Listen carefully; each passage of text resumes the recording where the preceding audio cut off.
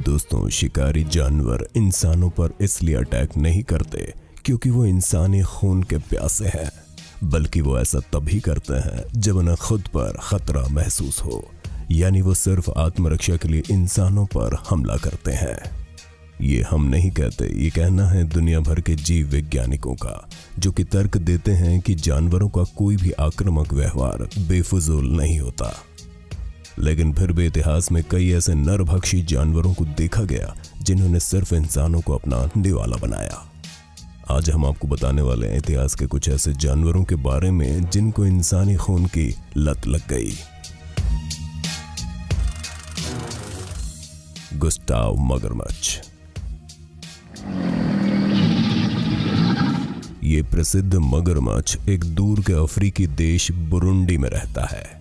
वो 60 साल से अधिक उम्र का है और अपने खून की प्यास के लिए दुनिया भर में जाना जाता है। स्थानीय लोगों के लिए गुस्टाव पौराणिक महत्व का प्राणी है। वे उसे बुरुंडी का राक्षस भी कहते हैं और उसकी पूजा भी करते हैं। अपने पूरे जीवन के दौरान गुस्टाव लगभग 300 लोगों को मार चुका है। ये कुछ ऐसे दुर्भाग्यशाली इंसान थे जो बुरुंडी की रोसी नदी और तांगानिका झील के किनारे घूमने निकले थे। प्रत्यक्षदर्शियों के अनुसार गुस्टाव अपने शिकार को कभी पूरा नहीं खाता, वो बस उन्हें अधमरा करके छोड़ देता है। गुस्टाव को दुनिया के सबसे बड़े मगरमच्छों में से एक माना जाता है। इसकी लंबाई कम से कम 6 मीटर है और इसका वजन 1 टन से अधिक होता है। इस सरीसृप को न केवल इसके विशाल आकार से बल्कि इसके पूरे शरीर पर मौजूद कई गोलियों के निशानों से भी आसानी से पहचाना जा सकता है। पर आखिर गुस्टाव के इस आदमखोर व्यवहार का कारण क्या है? कुछ विशेषज्ञों का मानना है कि इसकी वजह है इस जानवर का विशालकाय आकार। ये संभव है कि उसके पेट की भूख छोटी मोटी मछलियों व अन्य जानवरों से नहीं मिटती। यही वजह है कि गुस्टाव को बड़े स्तनधारियों को चुनना पड़ता है। बता दें कि बहुत से शोधकर्ताओं और कर्मचारियों के दस्तों ने इसको पकड़ने की कोशिश की, लेकिन कोई भी सफल नहीं हुआ। स्थानीय लोगों के अनुसार गुस्टाव अब भी जीवित है और किसी बड़े शिकार की तलाश में है।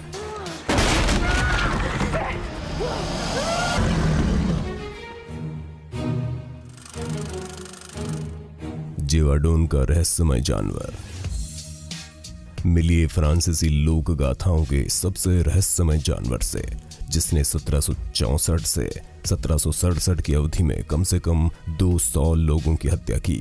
फ्रांस के दक्षिण में वर्धन प्रांत के लोगों को लगातार भयभीत करने वाले इस जानवर की पहचान आज तक नहीं हो पाई। कुछ लोगों का मानना है कि एक असली वेयरवुल्फ था। ये जानवर एक गाय के आकार का था, लेकिन एक भेड़िए जैसा दिखता था। उसकी चौड़ी छाती और एक लंबी लचीली पूंछ और तेज नुकीले दांत थे।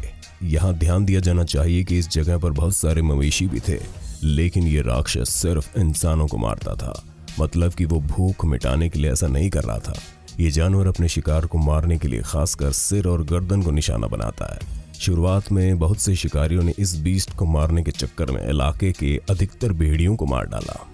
आखिरकार सन 1767 में ये जानवर मारा गया और अफवाहों के अनुसार इसे चांदी की गोली से मारा गया था। तो आखिरकार ये रहस्यमय जानवर था कौन? जिन शिकारियों ने इसे पकड़ा, उनके साक्ष्यों के आधार पर वैज्ञानिकों का मानना था कि वे एक सेबर टूथ टाइगर या फिर एक लुप्त हो चुके जानवर एंड्रू सर्किस के बारे में बात कर रहे थे। कुछ का दावा था कि एक हाइना या फिर एक एशियाई शेर रहा होगा, पर आज तक किसी को यह समझ में नहीं आया कि उसने सिर्फ इंसानों को ही क्यों मारा। बता दे, ज्यादातर लोग इस रहस्यमय जानवर को एंटोनी चेस्टा नामक एक इंसान से जोड़ते हैं, क्योंकि बहुत सी ऐसी चीजें थी जो उसको शक के घेरे में ला रही थी, जैसे कि हर बार डेड बॉडी के पास किसी दूसरे इंसान की मौजूदगी के निशान मिलते थे। जब एक एंटोनी शहर से बाहर रहता तब तक कोई हमला नहीं होता था, और इस जानवर के मारे जाने के बाद एंटोनी चेस्टा भी गायब हो गया। लोगों का कहना था कि एंटोनी चेस्टा ने अफ्रीका में 1 साल से अधिक का समय बिताया, इसलिए मुमकिन है कि वो इस अजीब जानवर को अफ्रीका से यहाँ लाया। उसी ने इस जानवर को प्रशिक्षित किया और उसे इंसानों का शिकार करने के लिए मजबूर किया।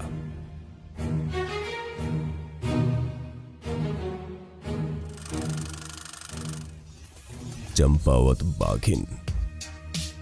क्या आप जानते हैं जंगली बिल्लियों की तमाम प्रजातियों में से बाघ सबसे अधिक बार लोगों पर हमला करते हैं। माना जाता है कि मनुष्यों के साथ इस प्रजाति के सह अस्तित्व के पूरे इतिहास में बाघ अब तक लगभग 3,80,000 लोगों को मार चुके हैं। और इस आंकड़े में एक बहुत बड़ा योगदान रहा है चंपावत बाघिन का, जिसने एक समय में नेपाल और भारत में आतंक फैला दिया था।